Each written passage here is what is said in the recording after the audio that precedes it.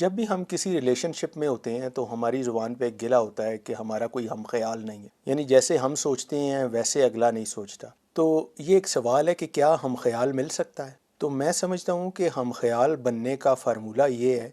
کہ اپنے آپ کو دوسرے بندے کی جگہ پر رکھ کر دیکھا جائے، تو پھر آپ کو اس کی مجبوریاں پتہ چلیں گی اور پھر ساتھ حقیقت کا بھی پتہ چلے گا۔ اور حقیقت اس طرح کی آپ پر واضح ہوگی کہ آپ خود کہیں گے کہ بندے کے ساتھ صلاح میل لینی چاہیے، بندے کے ساتھ اپنے آپ کو میچ کر لینا بہتر ہوتا ہے، کیونکہ اللہ تعالیٰ نے ہر بندے کو مختلف خصوصیات کے ساتھ پیدا کیا ہے، تو لازمی بات ہے کہ اس میں جو چیزیں ہیں وہ مختلف ہیں، تو ہر ایک میں تھوڑا تھوڑا تھوڑا فرق رکھا گیا ہے۔ تو یہی ایک خوبصورتی بھی یہی ہے کہ مختلف طرح کے انسان ہیں، ایک دنیا میں رہ رہے ہیں اور اپنی گفتگو سے، اپنے رویے سے، اپنے طور طریقے سے، اپنی کاوش کوشش سے ایک دوسرے کے وہ قریب آتے ہیں۔ ملن نثار آدمی فوری سنگت بنائے گا کیونکہ اس کی طبیعت میں ہے میل جول، تو جس کی طبیعت میں میل جول ہے لازمی بات ہے یہ ایک رویہ ہے، رویے کو سب سراہتے ہیں۔ رویہ ایک ایسی چیز ہے کہ اللہ نہ کرے کوئی بندہ اس دنیا سے چلا بھی گیا ہے نا، تو لوگ اس کی کوئی جائیدادیں یا اس کے کوئی پلاٹ یا اس کے کوئی جو بھی اس نے کمایا یا اس کے پاس بہت زیادہ پیسہ تھا اس کو نہیں یاد کرتے،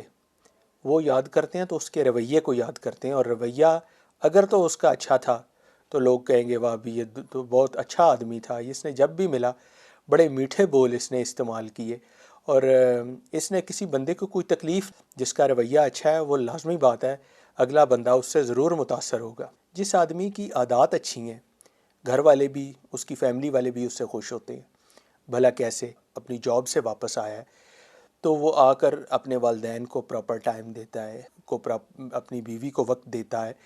اپنی اولاد کے بارے میں اس کے پاس بیٹھتا ہے، اپنی اولاد کو ٹائم دیتا ہے، تو لازمی بات ہے اس کی اہمیت بڑھتی ہے۔ اس کو اپنی فیملی والے ہی سراہتے ہیں کہ یہ بندہ اپنے تمام فرائض پورے کر رہا ہے، تو فرائض پورے کرنے ہی تو آج کل مسئلہ یہ ہے کہ فرائض پورے نہیں کیے جاتے، تو یہ بیلنس نہیں کرتا، اس بیلنس سے کافی سارے مسئلے مسائل آتے ہیں۔ تو یہ بہت بڑی چیز ہوتی ہے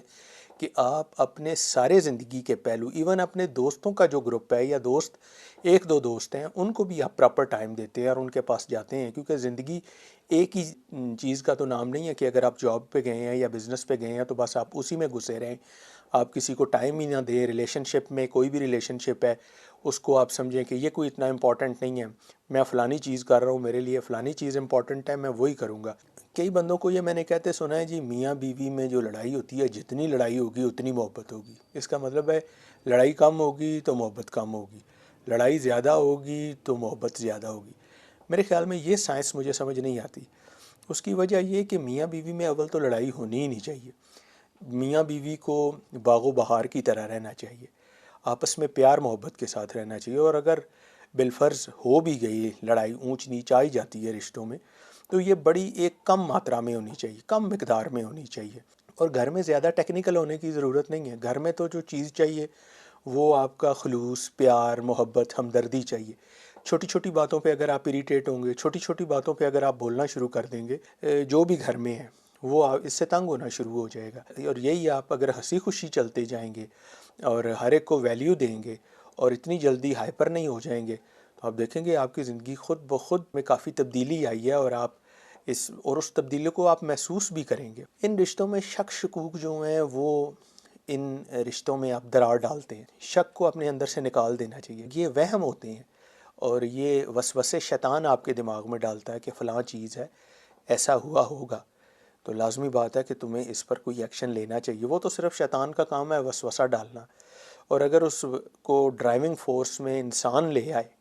تو پھر خود سوچیں کہ گھر جو ہے وہ کیسے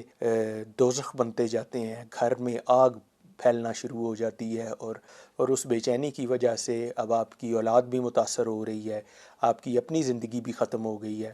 اور جو آپ کے ساتھ جڑا ہے، جس نے آپ کے ساتھ جینے مرنے کا وعدہ کیا ہے ساری عمر کے لیے،